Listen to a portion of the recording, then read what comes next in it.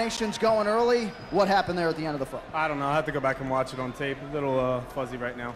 All right, well, what can you even think about what your next move is here at 38 years old? No. No, I'll have to go home, go back to the drawing board, sit down with my coaches, and make an intelligent decision. Well, you've been a tremendous asset to the UFC, a tremendous champion. We look forward to seeing you back in the octagon. Thank you. I appreciate it. Well, Kung Lee came in as an underdog, and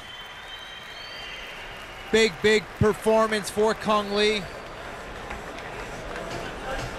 Getting it done. We talked about his fast starts, John, and that's exactly what he did here in the first round.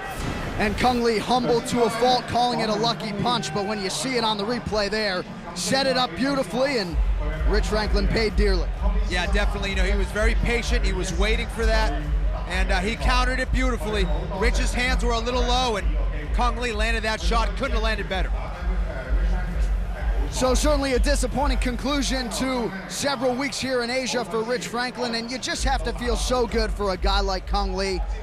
No question about it, the biggest spot of his UFC career here, and as he said, his mixed martial arts career here tonight, and you know, has a lot less fights than Rich Franklin, and just came through as big as he possibly could on the biggest stage. He really did. You know, he's one of the good guys for sure, and Kung Lee, very humble.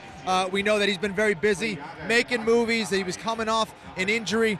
And again, you beat a guy like Rich Franklin, and that's legit. That's a huge win. He did it by knockout, and that knockout really looked very similar to the one that Takanori Gomi landed against Tyson Griffin not too long ago. And brutal knockout and huge performance for Kung Lee. So Anderson Silva, of course, resides at the top of the UFC's middleweight division, which, by the way, has never been deeper in terms of contenders as it is right now. Yeah. All of a sudden, Kung Lee's creeping into the mix. Without a doubt. You know, he had a great performance against Cote, another performance against former middleweight champion Rich Franklin, and right now he's right there in the mix, no doubt. Such a special striker, has so many different weapons when it comes to the striking game, and gets it done here tonight. Kenny Florian, a pleasure as always here in China. Was nice to take in some history here in Macau, and I reckon we'll be back on Chinese soil at some point in the future. Absolutely. Thank you, John.